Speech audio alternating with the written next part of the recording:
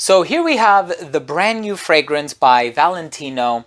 I believe I did a review of the original Born in Roma. I also reviewed Born in Roma Coral Fantasy, and there's been a number of flankers. Well, this one is called Born in Roma Intense. I'm going to be giving you my thoughts on this brand new fragrance with a fairly simple note breakdown, so make sure to stay tuned.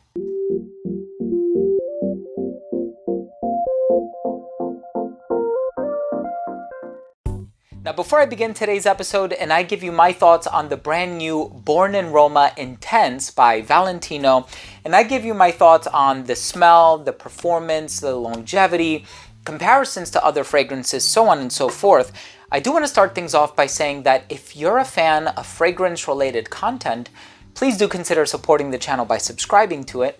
Hit the bell icon so you can be notified whenever I do upload future videos to the channel.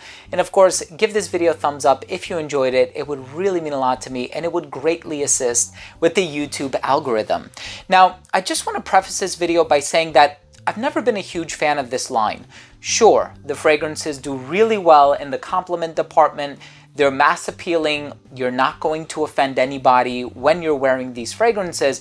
But the reason why I've never really been crazy about any of them, for that matter, is they're kind of reductive and repetitive, right? So, or derivative, I think is the best word that I can use to describe them. For example, the original just kind of reminded me a lot of Invictus Aqua by Paco Rabanne. And then, of course, with some of the flankers, they reminded me a bit of Stronger With You by Emporio Armani. And I don't know why that DNA is just becoming so popular. There's been this explosion where a lot of different fragrances are utilizing these two DNAs or similar accords, and a lot of the fragrances do end up smelling kind of derivative. Well, let's see if this one, with the very simple note breakdown of vanilla, vetiver, and lavender, can switch things up a little bit. I tried this one for myself and I'm excited to give you my thoughts on the smell. Let's take a quick look at the presentation.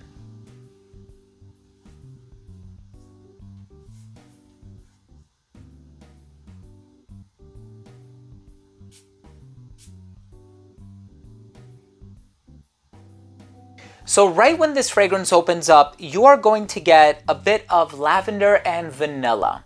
Now, in terms of some of the greener notes that are residing in the dry down, they don't really make themselves apparent until much later in the progression of this DNA. There's also something kind of bright and mentholated in the opening as well. Doesn't smell explicitly of mint, which is menthol, but I am getting a sort of brightness that comes from an aroma molecule known as eugenol.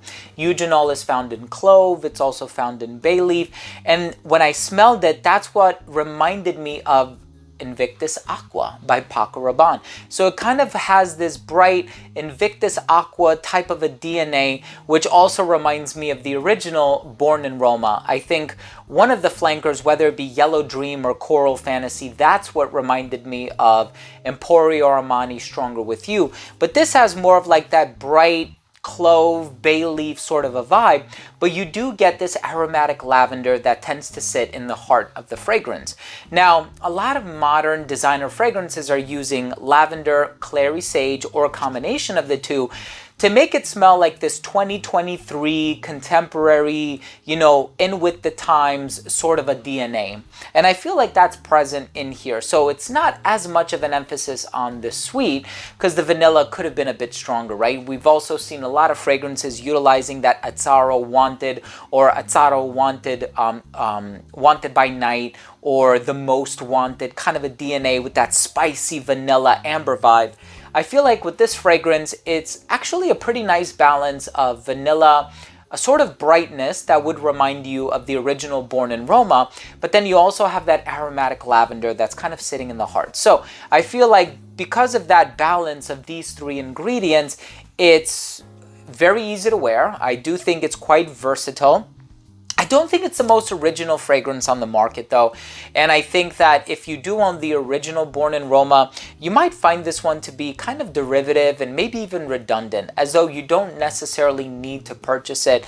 And that has been my sort of feeling regarding this fragrance. I feel like if you have the original, you don't really need this one.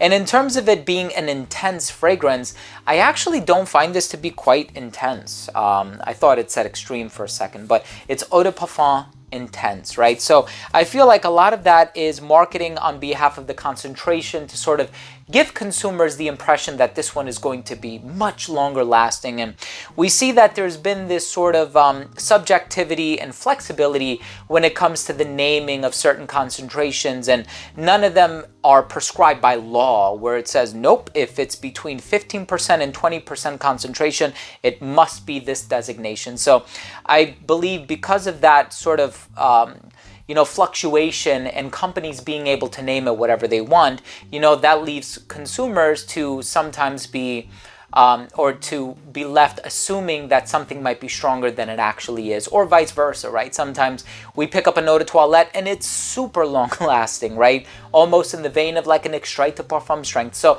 I think a lot of that is very subjective, and I think it's also quite arbitrary as well. In any case, I do find this to be a really nice balance of vanilla, lavender with some brightness in the opening. Not a whole lot of citrus happening in here, maybe a bit of bergamot. It's not listed in the note breakdown, but you do have this nondescript effervescent freshness in the opening, which is, I hate to say it, quite short-lived. But in any case, I do find this to be a pleasant scent, albeit a little reductive. Not really my favorite, but I have never had a really strong adoration for this line to begin with. So I feel like, given that tendency to kind of be a bit underwhelmed, I thought of this fragrance as not the most innovative release on the market, but I do think that it's going to resonate with consumers because it is a compliment getter. It's very easy to get along with, and I think it ticks off all the boxes for a lot of people out there.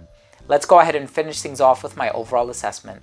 So first up, in terms of the uniqueness and the overall smell, again, it is a little derivative. It does smell like other fragrances on the market. Not only the original Born in Roma, but other fragrances that have preceded it as well. And in terms of the longevity, 7 hours. So I feel like that doesn't entirely sync up to the Eau de Parfum Intense designation. You expect this one to give you 9 or 10 hours. For me, I got like 6.5 or 7. Projection was actually pretty good for the first hour of application. It didn't start to become an elbows length scent until hour 4.5 or 5. It became a skin scent right around hour 7. Even at work today when I wore it, I found myself applying again at lunchtime, which is around noon. In terms of the versatility, I think this is pretty versatile. I think this is great for any season, any occasion. There's a bit of sweetness that would allow you to wear this one in the colder weather. And the lavender, I think, is very fresh, inoffensive, and also compliment getting to a certain degree. And that allows you to wear it in more of a casual scenario as well. So really, in terms of seasons, occasions, it's very versatile. And I think anybody of any age can really appreciate this one. It's not this overly sweet clubbing type of a fragrance like 1 Million by Paco Rabanne. So somebody who's a little bit older, a little bit more mature, can certainly enjoy this one too, in addition to the high school student. And as far as presentation is concerned, I do like the coloration and the fade on the bottle here. And I've always enjoyed this bottle ever since, the original Valentino Uomo came out, which to this day is still one of the best releases from the brand, with that sort of iris. It's very starchy and it has a really wonderful personality with that sort of hazelnut vibe in it. In any case, my final verdict on this fragrance is I think it's going to resonate with the majority of consumers. I think it's a very pleasant fragrance, very high appeal factor to it, compliment getting. For me personally, having experienced a bunch of fragrances, it's a bit derivative, not my favorite release, but I think there's a place for it in the industry, and I hope you enjoy it.